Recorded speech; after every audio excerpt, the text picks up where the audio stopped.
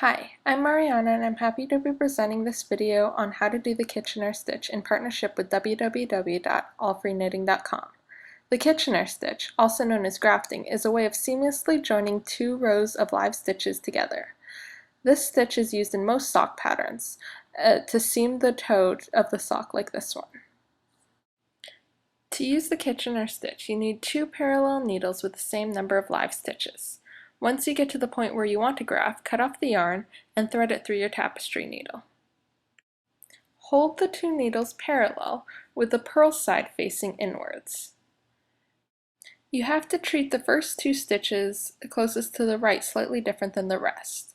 First, you insert the tapestry needle into the first stitch on the needle closest to you, like you are purling, and pull it through, leaving the stitch on the needle. Then you insert the tapestry needle into the first stitch on the far needle, like you are knitting, and you pull it through, leaving the stitch on the needle. Once you do that, you do the following steps until you've worked through all the stitches. The first thing you do is you insert the needle into the first stitch on the front needle again, but this time as if you're knitting, and you remove that stitch off the needle. Then, you insert the tapestry needle into the next stitch on the front needle, as if you were purling, but you leave that stitch on the needle. And you pull the yarn through.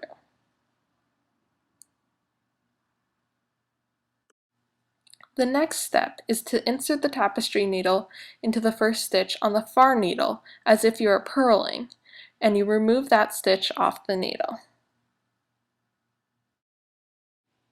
And finally, you insert the tapestry needle like you are knitting into the first stitch on the far needle, and you pull tightly. Continue with these steps throughout all the stitches until you have finished. So you knit into the front needle, pulling it off, then purl into the front needle, leaving the stitch on. Then you purl into the back needle, removing the stitch. And you knit into the back needle, leaving it on.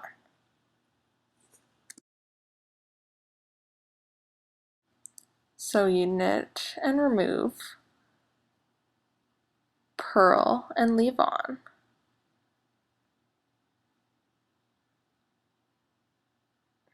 Then you purl and remove, and knit and leave on. So you continue doing those steps until you reach the end of your stitches.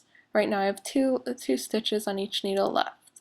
So you knit and remove, and then purl and leave on. Then purl and remove, and knit and leave on. The last two stitches are worked slightly differently because there's only two left. So you just simply knit into the front needle and remove the stitch, and then you purl into the back needle and remove the stitch as well.